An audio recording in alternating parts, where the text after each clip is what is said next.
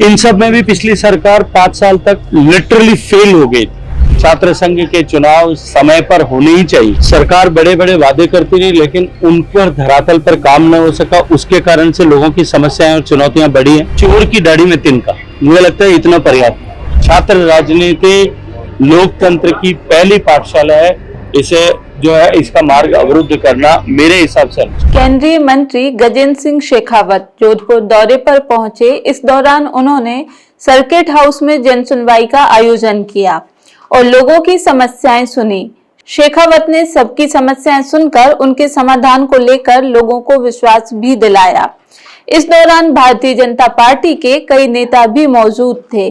केंद्रीय मंत्री गजेंद्र सिंह शेखावत ने जनसुनवाई के बाद प्रेस कॉन्फ्रेंस रखी, जिसमें उन्होंने सीएम भजनलाल शर्मा से छात्र संघ चुनाव कराने का आग्रह किया और राहुल गांधी के ईडी से संबंधित बयान पर तंज कसा। और उन्होंने पहले भी इस मामले पर बोला था कि राहुल गांधी को कोई सीरियस नहीं लेता। आइए आपको सुनाते हैं कि उन्होंने पत्रकारों से बातचीत में और क्या कहा। देखिए, निश्चित रूप से जब आपको 20 लाख से ज्यादा मतदाता लगातार 3 बार आपका चयन करें, अपने प्रतिनिधि के रूप में चयन करें, तब उनके लिए काम करना आपकी जिम्मेदारी भी है, नैतिक जिम्मेदारी भी है और आपकी उनके प्रति कर्तव्य परायणता भी है। डबल इंजन की सरकार है, इसलिए लोगों की अपेक्षाएं भी बढ़ी है।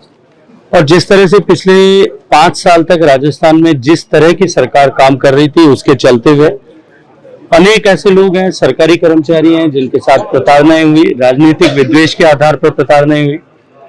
ऐसी छोटी छोटी समस्याएं जो लोगों के जीवन से जुड़ी हुई हैं, बिजली, पानी, सड़क, चिकित्सा, सरकार बड़े बड़े वादे करती रही, लेकिन उन पर धरातल पर काम न हो सका। उसके कारण से लोगों की समस्याएं और चुनौतियां बढ़ी हैं।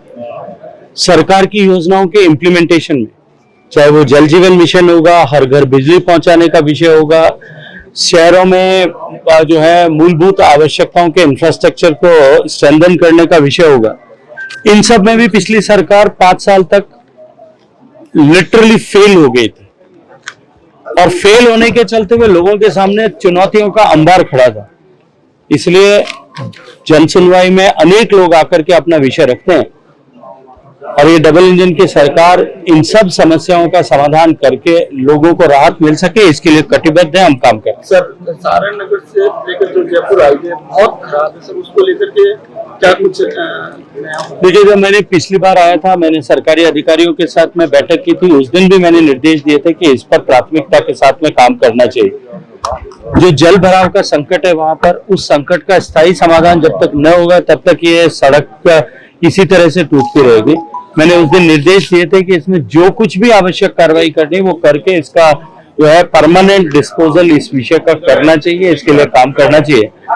एक बार फिर अगली बैठक में इसकी समीक्षा करेंगे और क्या अब तक निर्णय किया गया उस पर विचार करेंगे। सर, आप छात्र नेता रहे, वहीं से आपका पॉलिटिकल जीवन शुरू हुआ है। अच्छा, सब चुनाव को लेकर पूरे प्रदेश में मांग बढ़ रही है। ये निश्चित रूप से, मैं तो क्योंकि उस मार्ग से आता हूँ, और हम अगर नजर उठा करके देखें तो सम्मानीय अशोक गहलोत साहब से लेकर के और एक पूरी लंबी श्रृंखला, एक पीढ़ी, अगर जोधपुर विश्वविद्यालय के अनुक्रम में बात करूं तो सम्मानीय अशोक गहलोत साहब से लेकर के आदरणीय रविंद्र सिंह जी तक, कितने ऐसे लोग हैं जिन्होंने इस पाठशाला से सीख करके और लोकतंत्र के इस व्यवस्था में अपना कंट्रीब्यूशन किया है। इसलिए मेरा तो आग्रह रहेगा, मेरा सरकार से, माननीय मुख्यमंत्री जी से अनुरोध रहेगा कि निश्चित ही छात्र संघ के चुनाव समय पर होने ही चाहिए। लेकिन साथ साथ में मैं छात्रों से भी आग्रह करूंगा कि हम भावनाओं से ऊपर उठ करके, जो वर्ष पर्यंत काम करने वाले लोग हैं, वर्ष पर्यंत काम करने वाले संगठन हैं, किसी विचार को लेकर के काम कर रहे हैं, किसी विश्वास को लेकर के काम कर रहे हैं, कि स्पष्ट सोच और लक्ष्य को लेकर के जो लोग काम कर रहे हैं, हम उनके साथ में जुड़ करके व्यापक छात्र हितों में, छात्र राजनीति के साथ में जुड़े। लेकिन छात्र राजनीति लोकतंत्र की पहली पाठशाला है। इसे जो है इसका मार्ग अवरुद्ध करना मेरे हिसाब से अनुचित है। क्या है ये मामला?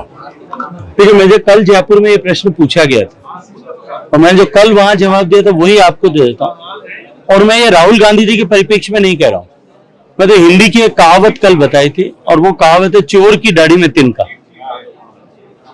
मुझे लगता है इतना पर्याप्त है।